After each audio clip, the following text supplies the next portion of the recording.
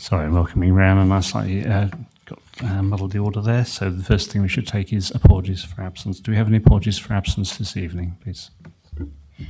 We have apologies of absence from Councillors Andrew Jennings, Paul Hodgson-Jones and Jonathan Gray. Thank you. Thank you, Rhiannon. Item 2, members' interests. Do members have any interests to declare this evening, please? No interest, thank you.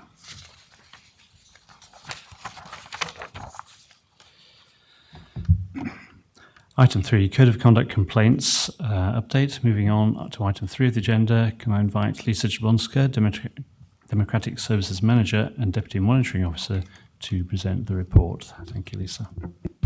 Thank you, Chair. Members will be familiar with the format of this report. You've seen it a number of times. We haven't had an update since the November meeting, so just a reminder, it's your responsibility to maintain high standards of conduct for district and town and parish councils in monitoring the code of conduct and considering the outcome of any investigations in terms of the breach of code.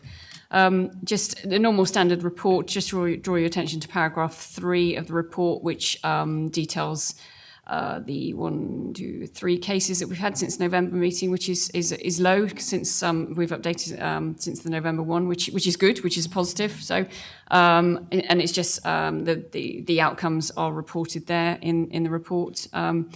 The complaint reference 59 was an anonymous one, and in accordance with the monitoring officer protocol, we couldn't proceed with that any further because the complainant wanted to remain anonymous. So there was no further action to take in that respect. And the other 2 cases, they were referred back to the respective town councils to see if they could resolve at local level. So happy to take any questions. Thank you, Lisa. Do we have any questions for Lisa tonight on this item? Okay, no questions. Thank you very much. So, requested to note the progress of the outstanding complaints and the conclusion of the cases that have been resolved since the previous meeting, which was in November 2022. Moving on then to item 4, update of code of conduct and register of disclosable pecuniary interests. And Lisa, please could you present the report on this item? Thank you. Thank you, Chair. Yeah, this is again your annual report that you'll see, obviously on an annual basis. This just updates you on the register of disclosable pecuniary interests for all of the town and parish councils and details any outstanding returns. Just turning to the report itself, specifically taking you to paragraph 3, which details the, I would have said the up-to-date information, but it's almost out of date as soon as we publish the report, bearing in mind we tend to have a fairly infrequent, fairly churn of resignations in town and parish councils. So it was as up to date when we published the agenda. And again, just taking you to Appendix 1 in particular, you'll note right at the bottom of the column DPIs outstanding, which is 4, which is very good, which is probably the lowest we've had it in a long time compared to the one we had last year. But when we were briefing the chair and vice chair earlier, I think it was a higher number that was presented last time, obviously on the back of the fact that we just had scheduled elections in May 2022. The only other thing I want to just draw your attention to is a number of ongoing issues that we had, certainly in relation to Wood Walton, which I think I've updated you on before. You'll see that they, as of this report, they were in court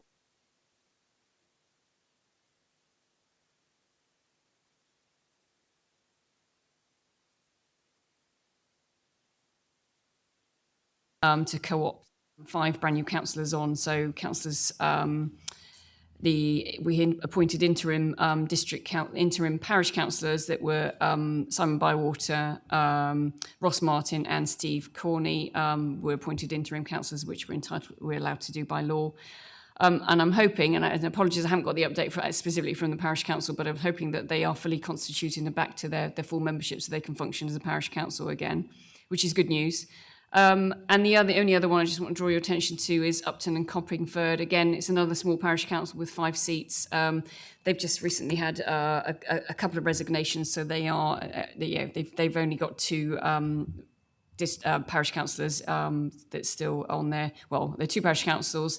They're in court now as a result of that. So we're just making moves to obviously try and resolve that issue for them in the similar vein as we did at Wood Walton. So the district councillor is involved in discussions on that one to hopefully move that one forward. And happy to take any questions. Thank you, Lisa. So any questions on this item? Councillor Blackwell. Thank you, Chair. Lisa, the 3 vacancies at Huntingdon Town have now been filled. I believe that was in May. So how long do you normally allow for the DPIs to be submitted to you? Oh, sorry. Sorry, through you, Chair. Yeah, I mean, they have been filled. Again, I mean, as Simon Rees, my colleague who's been actively, as you say, he's been very proactively chasing all the town and parish councils for the return of their forms. Yeah, we obviously haven't had the forms returned, so it's not for want of trying, I think, really. So so it's just really the report details. Oh, actually, no, sorry, apologies. Yeah, it is current vacancies. I will check that one for you. Because, as I say, it is a bit of a movable feast, but I'm trying to recall whether I've had anything from the clerk recently. But so you recollect that there's 3, There were 3 vacancies, but then 3 councillors were co-opted, and I recall that was like mid-May. Yeah. So we're probably pushing 2 months on that. Okay, thank you. Thank you, Councillor. Any other questions for Lisa on this agenda item?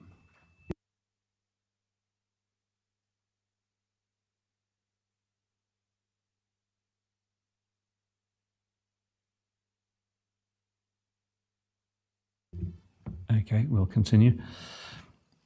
So thank you for that item, Lisa. So we note the report and you had the opportunity to comment. So we'll move on to the next agenda item. Next item being item 5, the draft 2022-23 annual financial report and approval for publication of the annual governance statement. This is a verbal update from, I think, Karen, who will present this report verbally. Thank you, Karen. Good evening, everyone. I was hoping to bring some accounts to you this evening, hopefully completion of the 21-22 accounts and the draft of the 22-23 accounts. Unfortunately, we are still awaiting audit sign-off on the 21-22 accounts. At previous meetings, EY came and explained to you that they were doing some further investigation work on the fixed asset valuations. That work is continuing. There's nothing actually incorrect in the valuations that we have. It's just the accounting treatment around them. And as we said previously, the 21-22 accounts were prepared on a consistent basis with prior year. So we're waiting for that to be closed out. The actions are with EY. Because there will need to be adjustments to prior year, EY have had to refer this back to their own internal consultation process. So we need to wait for the outcome of that before we can close the accounts.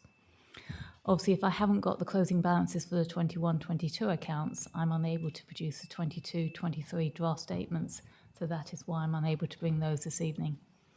I have to stress this is no reflection on the finance team at HTC. They've turned all the audit requests around as quickly as possible. They've continued to engage. We're now 6 months into an audit which should have been completed in under 2 months. So it's a credit to them that they've continued to work so hard. Thank you. Thank you, Karen. Do we have questions for Karen on this item? Councillor Kadewere. Thank you, Chair. Just a question to say, why is it taking so long for them to be signed off? I believe it is resource issues on their side. They've had a number of issues with staff going off on leave, and unfortunately one of their fixed asset people had a personal issue which meant they weren't able to work for a period of time. And I believe they're now working on other audits and trying to fit our work in alongside that. There is a shortage of audit resource across all of the public sector at the moment, which is why a number of councils are even further behind with their accounts sign-off and audit than we are.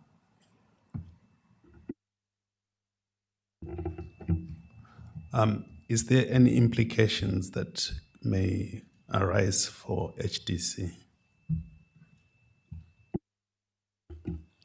Not that we believe at this stage. Obviously, I cannot present draft accounts which I know not to be correct.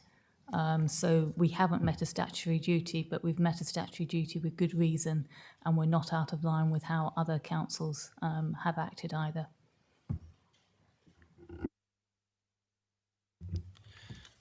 Thank you, Councillor. Any other questions for Karen on this agenda item? I think, as Karen says, it is disappointing that that EY haven't been able to complete their audit at this time of the year. This means that we're actually at this stage last year we had actually got the external audit response, I believe. So feels like we're slipping back further in time. But as Karen says, this is by no means unique to Huntingdonshire. I think many councils are in the same situation, unfortunately. So you've had the opportunity to discuss this agenda item, so there's no further action, so we'll move on to item 6, which is the annual review of fraud investigation activity, and this is for Lorraine Martin, Corporate Fraud Manager, to present her report. Thank you. Good evening, Chair and members. I'm here to present the annual report for the work and activity undertaken by the corporate fraud team in 22-23, a requirement within the Council's anti-fraud and corruption policy. In summary, again, the team have been involved with a couple of grant schemes again this year. I had thought, to be honest, this would have come to an end, but they're still rolling on, so we've been involved in a few more. I have got some up-to-date figures as far as the Energy Bill Support Scheme alternative funding, because that has only just, we've only just closed that within the last couple of weeks. So the up-to-date figures for that are combined applications for the alternative funding and the alternative fuel payment of 970 applications. We actually paid out 414 residents on the alternative funding scheme and 467 residents on the alternative fuel payment. So in total, we paid out over £259,000 to local residents to help them with those energy bills. We're also involved, along with the Council Tax and Benefits section, in helping deliver the energy rebate scheme, which was last year, where we helped pay out to 67,000 households within the district.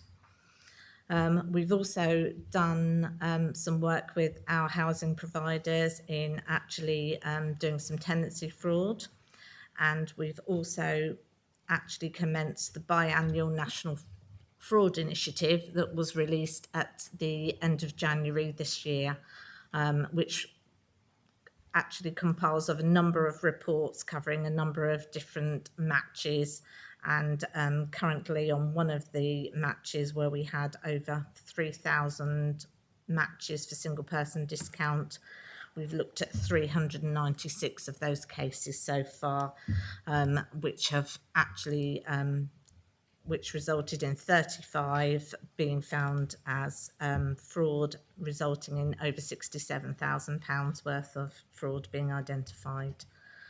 I've also as part of the role, I'm the monitoring officer for the RIPA, which is the Regulation of Investigatory Powers Act regarding directed surveillance, and to ensure that we comply with that legislation.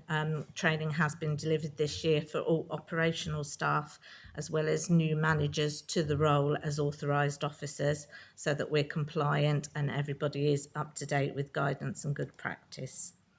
I'm happy to take any questions from any members regarding any of the report contents. Thank you.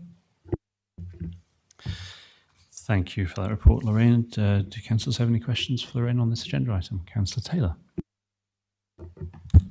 Thank you. First of all, I'd like to congratulate you on some good work here. I'm particularly pleased about the social properties that you've recovered, which was excellent work. Obviously, we need to get more done if possible. So my question would be, if you had more resources, do you think you'd be able to do more?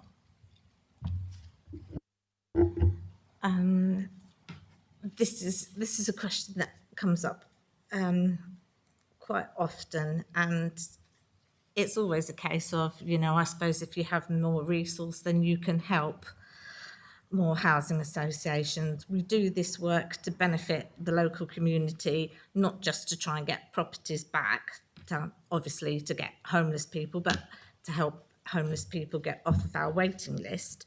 But it's the impact that those properties, and as I said in my report, the example I gave, that was quite an extreme example, but we've also had another example where one of my officers went out because we had a report that somebody wasn't residing at a property. We went out, we managed to engage, and actually the gentleman at the property had severe autism, had mental health issues, and was a hoarder.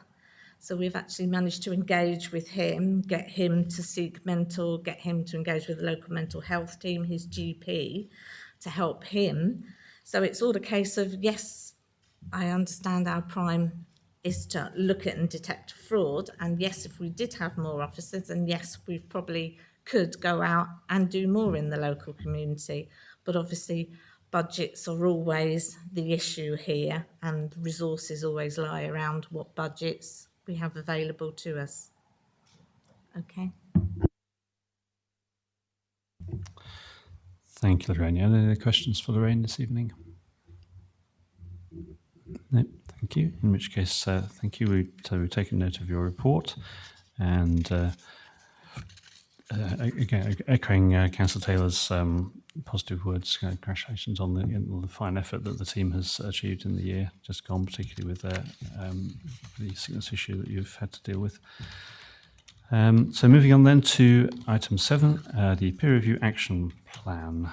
So now we move on to this item, which was published to follow which the original agenda. You should have received that, and the summary report was circulated. So Karen, can I ask you to present on this item? Thank you. Thank you, Chair. So I'm following up on an action from the last CGC meeting where we presented the findings of the LGA peer review of internal audit and how it compared with SITFA's recommended guidance for how internal audit should be viewed and worked with within the organisation. So I set the task of an action plan for implementing the 17 actions, which is what has been shared with you.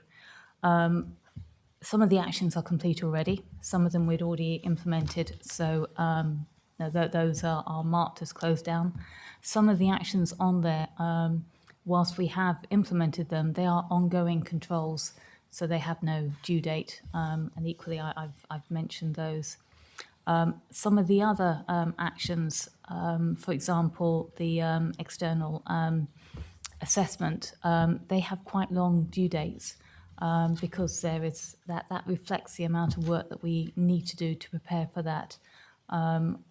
In preparing the action plan, I tried to put in due dates and plans which were achievable without putting too much additional pressure on the service.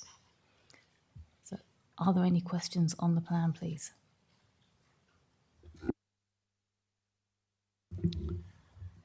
Councillors, any questions at all on this item? No. Okay, thank you, Karen. And particularly, I think in our context as the Corporate Governance Committee, just noting item 1, where we will receive feedback by the November meeting. It was felt that the September meeting would be not enough time to develop the theme in terms of the self-assessment and training program. So look to expect that that will come to the November meeting, and hopefully that will be a really useful and empowering piece of work that we'll be able to take on board and help ourselves to increase our capabilities as a committee. Thank you. Moving on then to item 8, the annual report of the Corporate Governance Committee. Deborah, can we have your item now? Could you present this report to members? Thank you. Yeah, thank you, Chair. Good evening, everybody. So again, this is just the annual report that you receive, just to detail all the good work that you've done throughout the year. The purpose of it really is because you're discharging the function on behalf of Council for corporate governance, and so therefore you need to report back to them as to what you have done, so that they can make that decision that yes, you have discharged that effectively. It's basically the same format each year, and it goes through, looks at the items you've looked at. It doesn't go into too much detail as to what you've challenged. And I have included this year an additional item, which is your training record. I thought that would be quite useful, leading back to item 1 of the peer review. I thought it would be quite useful to put that in there, so that that will give you a sort of starter for 10 really in doing maybe a skills matrix. And maybe looking at where you've got some training gaps there. So hopefully that will be useful as we facilitate that later on. So I can talk you through the report. I guess you've read through it really. So it's, the chair's introduction, the training record, attendance, and then it just touches on all the items that you've then covered, so that council can see the coverage that you've made. If there's any questions. So, yes, councillors, any questions on this agenda item? Okay, thank you. So, on the annual report, you are asked to review the report, as we have just done, decide if there's any changes you wish to make. You haven't specified any changes. And authorise that myself, the chair of the committee, can approve any amendments to the draft report. So can I see all those in favour of that proposal, please? Thank you. Thank you. I think that's unanimous. Thank you, Brianna. Moving on then to item 9, the Internal Audit Service Annual Report 2022-23. Deborah, this is your next agenda item. So could you please present this report to members? Thank you.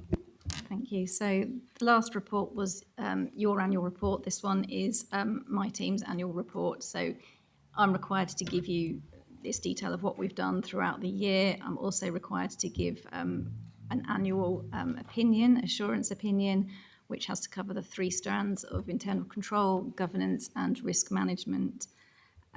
So that's probably the main thing you need to look at here, is that I've given reasonable assurance over the business processes in terms of governance and internal control, but there is a limited assurance opinion for the element of risk management. So this opinion will feed through into the annual governance statement. If you accept it tonight, it will go into that, and you'll see the flow through. In addition to reporting on that, I obviously have to back up what work has been done to substantiate that opinion. So the report details the work that we've done, which leads to the opinion, and it also goes further into detailing those reports or the work, I should say, that's been carried out that doesn't relate to the opinion. Some of it feeds into it and gives me an overall feel for things, but it might just be something that's unrelated that audit still will be involved in. So just going through the report again, it gives you the internal audit reports that have been issued. It will tell you the number of actions that have come out of each one, and it gives you the opinion on each one. And I've then also included the main findings of each one. It doesn't go as far as to give you the actions, but just the main findings, because I think that's probably more relevant for you to read at this stage. There's other sections within the report that I'm required to include. So that's our quality improvement plan, which we've already touched on in the peer review, is requiring further work to be done, which I'm already undertaking as well. And then the rest of it is really just the key findings. So if you've got any questions on anything that's been done that you want. Any questions, councillors? Councillor Taylor.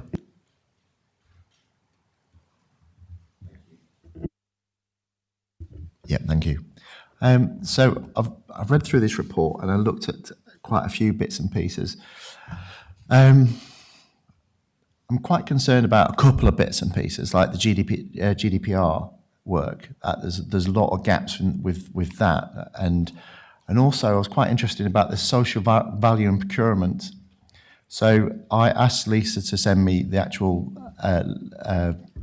form, the policy, and as far as I'm aware, that it was a piece of legislation that came in 2012, and a policy was made for the council in 2019, and I think Councillor Gray was in charge of that, and all the work was completed, and it must have taken a long time for him to do that, and officers as well. But I just don't understand why it's not being implemented.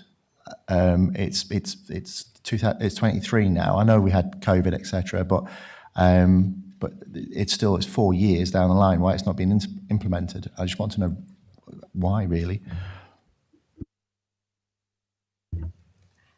I will try and answer that. Obviously, the audit's role was to go out and find the evidence of things being compliant or not. So I'm not here to perhaps prejudge as to why that has happened. COVID will have come into it. We have had a change of procurement lead several times during and after COVID as well. And the resource in that area has been a little too low. And in the last couple of months, an assistant has been appointed to the procurement lead as well to try and alleviate some of the admin pressures that come with renewing contracts, etc. I can't give you an answer as to why the social value element wasn't included within it properly. That's something that needs to come from the service lead herself, I think, really.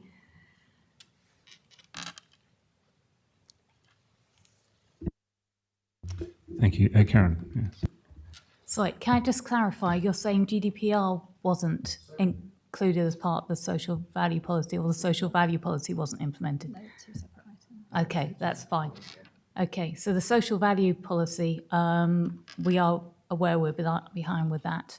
And it is one of the tasks that we are aiming to initiate over the summer. As we said, now we're short of resource in procurement. We've identified additional resource which has freed up some of the capability, and that's something we are very keen to develop because it matches in with the corporate plan and the aims of that. So yeah, that's targeted for Q3 of the year. Just to come back on that, I suppose it's the same answer for the minor works expenditure, because that's highlighted on here as well. That that's been lacking. I think it was that it's an absence of contracts on it, so it must be quite difficult to do. But what I was saying about the GDPR, I know there's 5 separate things here, and then GDPR was one. I think it relates to other stuff that's going to come later in our agenda, but the GDPR seems to be quite a bit of a weakness. I think that we could be fined if we don't tie down some of these things.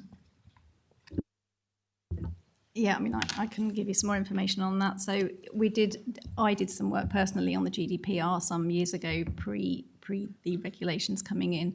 And since then, again, we've had quite a few data protection officers change over quite regularly, and that really has inhibited progress, definitely. They do have an improvement plan in place, which is why we didn't audit it more recently than now. But I have put it on the plan, as you see in the next item. I have put it on the plan to look at it this year, if only to progress check them, really, just to get some assurance, whichever way we can get assurance, really, that it's moving in the right direction. I don't think we'll be going out to services and doing too much work, but I'm hoping that the information governance team themselves will be going out and doing that. And whilst that's not independent, I feel at this stage it's probably good enough for us. If they go out and see what services are doing and whether they're compliant with GDPR, I'm quite happy to use that work rather than replicate it, just for the sake of independence, really. But you're right, it is a risk, and that's why it's on the plan. Thank you, Karen. Thank you. I think it is worthwhile pointing out as well, there has been some work done throughout the year. I've been with the council for 12 months now, and, I've been involved in GDPR training.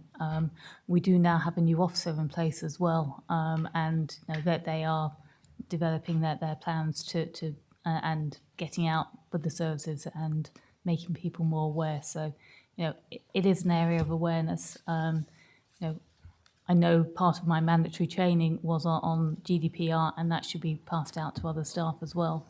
So, it's not an area we are ignoring, and it's being worked on.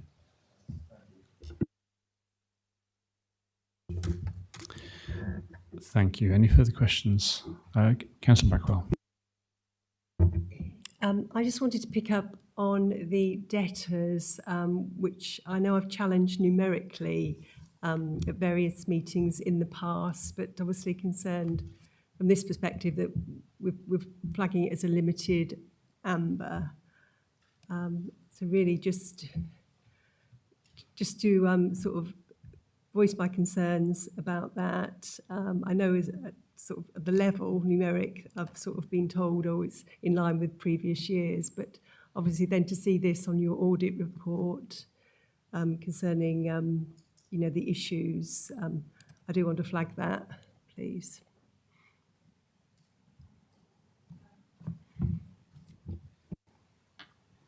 Yeah, so the findings for the debtors 22-23 is listed on there. So I don't know if you've seen the actual findings, but it's listed down there. But it is, it's just, we only look at the key controls for debtors, and it is just, there are just elements of it that aren't up to standard really. So that's why it's been given a limited opinion. We will look at that. It's done routinely, usually every quarter. But given the resources, and I think next year as well, we will be relaxing that. Usually I look at the opinion or the outcome from the previous quarter's review, and if it's high enough, then we won't do it the next quarter. Or if there's a lot of actions, they need time to implement them and turn them around before we go back out and review again. But I think it's likely that one will probably be done after 6 months, and then again at the year end.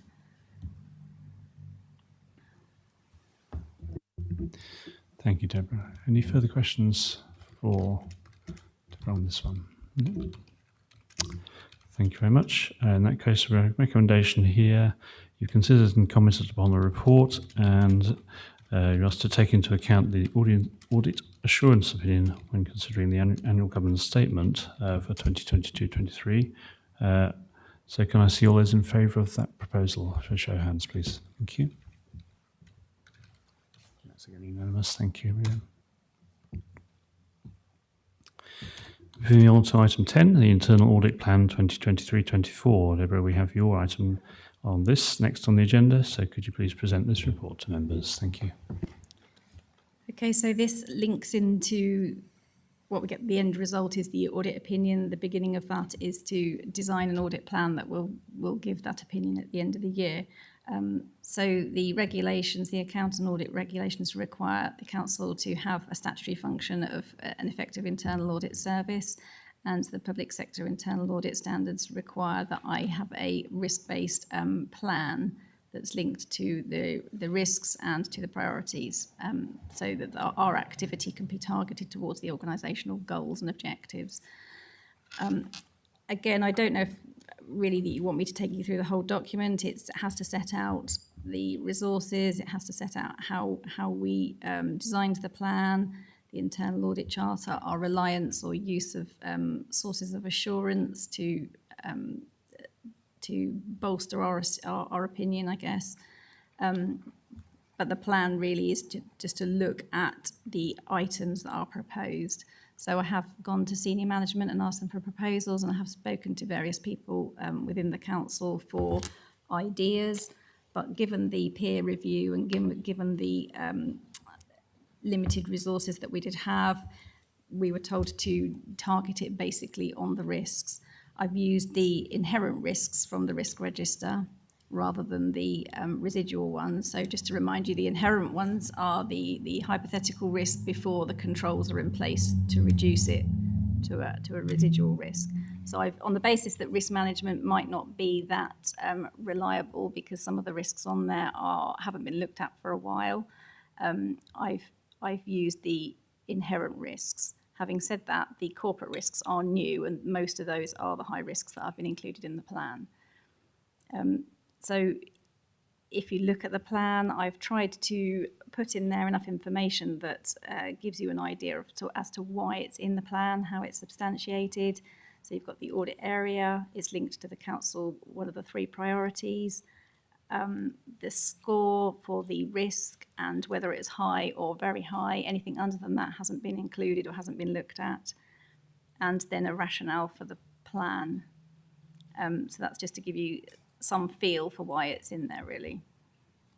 I think at this stage, because we were so uncertain with our resources, there has been no alignment of the plan against the resource that we will have in place.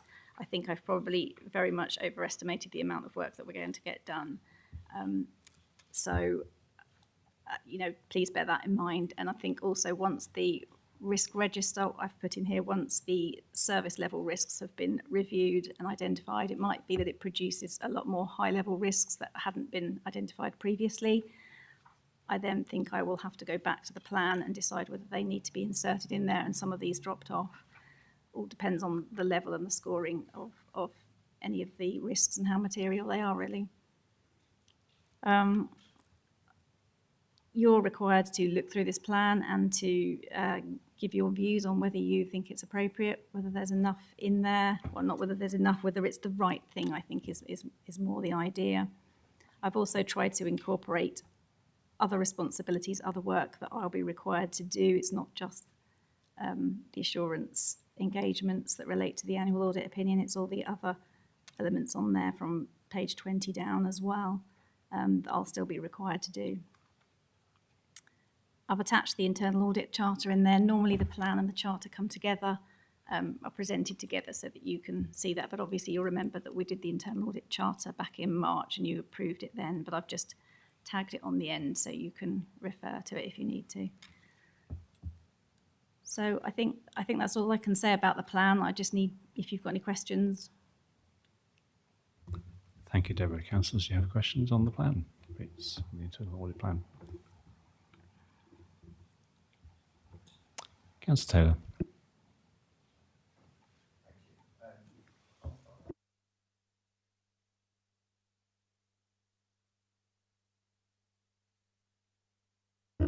Yeah, sorry, I'll pose the same question I gave to the corporate forward manager.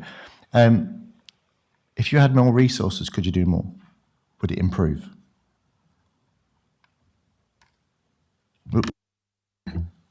That's 2 different questions. So the answer to the first one, yes, if you have more resources, you would do more audit assurance engagements.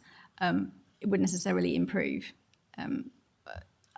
This last year, we've given an opinion based on 8 or 9 engagements. So you could do 20. It doesn't. It gives you more assurance. It gives you more robust assurance, I think, but it won't necessarily give you an improvement. That said, each service that is audited, you could argue there that they benefit the value that you get from doing an audit and from having those actions and recommendations given to them. That's the improvement.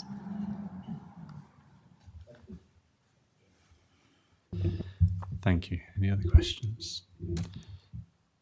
So, I mean, I have a question on this really.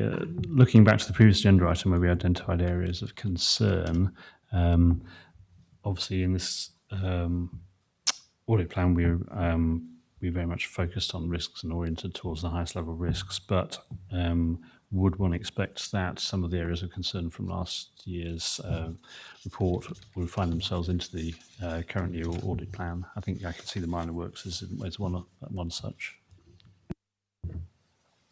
Yeah, so I think I did put GDPR is in there, and the minor works will have a follow-up as well. I don't know if I actually listed that as a specific one because it will probably be a very quick follow-up to see that it's in place.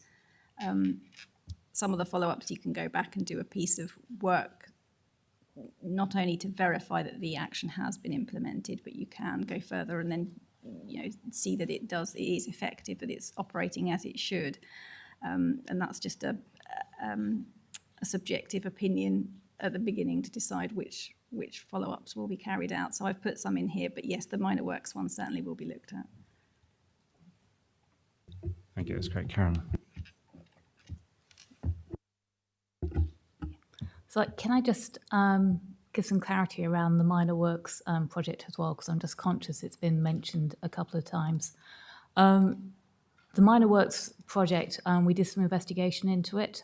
We looked at how much expenditure had happened, how those the area which was being deemed as minor works, how that expenditure had been approved, how it had been tendered, and actually we discovered that a considerable amount of that work that was in there had already gone out to separate tender, so it wasn't being engaged as part of the small works tender. However, that doesn't excuse the fact that we are out of tender on that piece of procurement. We've actually now passed the work across to a different team to lead on, the one that is predominantly using the small works contract, and they are currently in the process of forming the tender, and that tender will go out during the summer period. So we will then be compliant.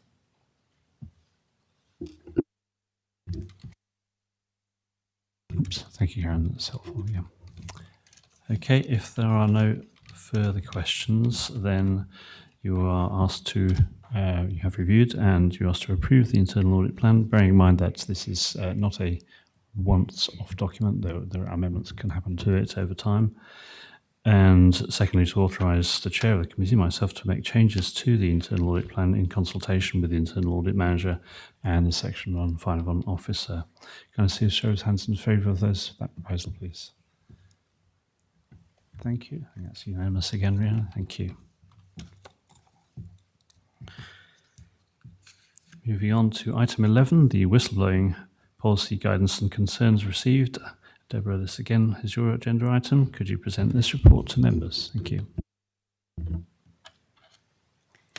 So this is a relatively quick one. The policy requires that I give you an annual report to say how many items of whistleblowing have come through and whether there's any significant concerns or issues that need to be drawn to your attention in regard to your responsibility for governance. Whilst we do have some that come in, they tend to relate to a non-technical whistleblowing. So they relate really to, I don't know how members of the public find them, but they manage to find it on the website and send really public complaints or concerns about safety, but they're not technically whistleblowing. So I have included those allegations in here just to report that we've received them and that they're being treated and passed on. It's not that we just ignore them or anything. Some of them do actually take quite a considerable amount of time as well. But for your purposes, there has only been one proper whistleblowing allegation, and that's still being looked at. But there's no concern to bring to you. It's a procurement issue that hopefully will be sorted out reasonably quickly. I'm also required to review the whistleblowing policy and the guidance note. We have put in the policy that it's an annual review. I'm not sure really whether we should relax that and have it less frequently. That's probably something that we need to discuss as internally, whether we want to do that or not. But I haven't changed anything given the level of traffic that comes through on it. It's not really worth too much review. It's still fit for purpose in my opinion, so it stands. All I've changed on it is the date of review, just to show that we've passed it through and done the right thing here. So unless there's anything on there that you want to see changed, by all means suggest something. Thank you, Deborah. Any questions on the whistleblowing policy? As Deborah says, it's very much as we have seen on this time last year, so hopefully fairly uncontentious. So you've had the opportunity to comment, and so acknowledge the annual review of the whistleblowing policy as still fit for purpose. Moving on then to item 11, implementation of internal audit actions. Deborah, we have this item next on the agenda. Could you present the report to members? Thank you. Okay, so you're all very familiar with this one because it's presented each time to you. Again, same format, same information on there, just the basic update of the performance statistics. So for the 12 months ending 15th of June, only 24% of actions were implemented on time. That's the due date. But it was much better when you included those that had been implemented late, up to 65%. So again, I say this each time, but maybe that's the more relevant one. They're getting done. That's the main thing. It's not exclusive to HTC. That's why I want to reassure you. I hear this. It's quite a common issue that actions aren't implemented on time. So as long as we get there in the end, it seems that's what we have to keep our eye on, I think. And to that end, that's why you've then got the Appendix 1 of overdue audit actions, just so that you do have that visibility on outstanding actions to see whether or not you are happy that progress is being made. So Karen reported verbally last time on the PCI actions, which were quite old, and the action now on that is to close off those 3 actions and replace them with one consolidated action, which of course now gives it a new target date. So you won't see them now. It's, it will make the figures look better because it looks like 3 have been closed off when they haven't actually been implemented. But again, looking to the positive, it's progress. That's what we want. We want something to happen, and we want the outcome for it. When I ran this report, so the statistics were based on the 15th of June. Since then, there has been some activity, and I have updated it for you. So the corporate enforcement team did some more work on their actions, and they've been closed and deleted from the list. And then the PCI ones, as I mentioned. And I think everybody has now provided you with a update for June as to where they are. So if you've got any questions on any of the actions, why they're on there, any progress, I probably could draw your attention to the fact that I think they're now the movement towards having actions with the time delay for doing it is less now. So I think we're moving in the right direction, probably.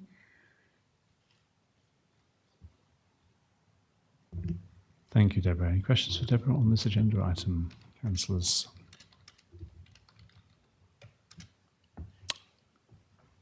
No questions? Okay, thank you. So you've had the chance to consider the report and comment on the progress achieved, and we haven't identified any actions to be taken. So moving on then to item 13, which is the Corporate Governance Committee Progress Report. This is the final public item on the agenda, and I think we have an updated schedule on the appointment of independent member of corporate governance. Can Karen or Deborah comment on this? Thank you.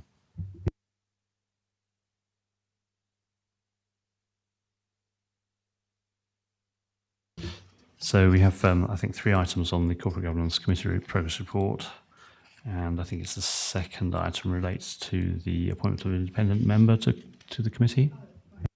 Sorry, Chair. Sorry, I wasn't concentrating then. Exhausted after 5 reports. Yeah, so not much to report, I'm afraid, on progress, because obviously my concentration has really been on other things and recruiting to the service as well. So I have to admit, I've got some job descriptions from other councils, which I believe we can just use. And myself and Karen spoke today with Lisa. We do need to decide on the remuneration before we can go ahead and actually put that job description then out to advert. But it's not as simple as just deciding on it. It has to go through the panel first as well. So our job at this stage, I suppose, is just to decide on which job description, if we're just going to pick one or if we're going to pick a few and pick the highlights from each one. But we will do that, and we will have to get it through the panel first, and then go for the advert. So apologies, there's not further development on that one, but it is in hand. It is on the list of to do. Thanks. Yes, I mean, from my perspective, I think looking at what good looks like in neighbouring councils, perhaps, and in both in terms of job description and in terms of remuneration, might be helpful. So we'll see how we go with that in good time. Thank you. Okay. And on the other items, sorry, come on. Sorry, I was just going to add as well that, of course, whilst we haven't progressed this as far as probably you would like, I just wanted to remind you that it's not a legislative requirement at the moment to have that independent member. So Yeah. we're still ahead of the game. We still have that time. It's just good governance to have one, so keep it in hand. That's right. Yes, we have time on this one. We don't know how much, but yeah, hopefully a reasonable length of time.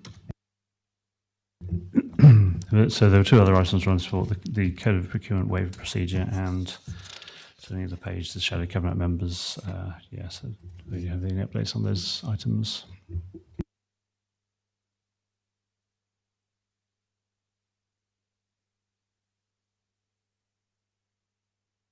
If not, we'll move on. Yeah, thank you.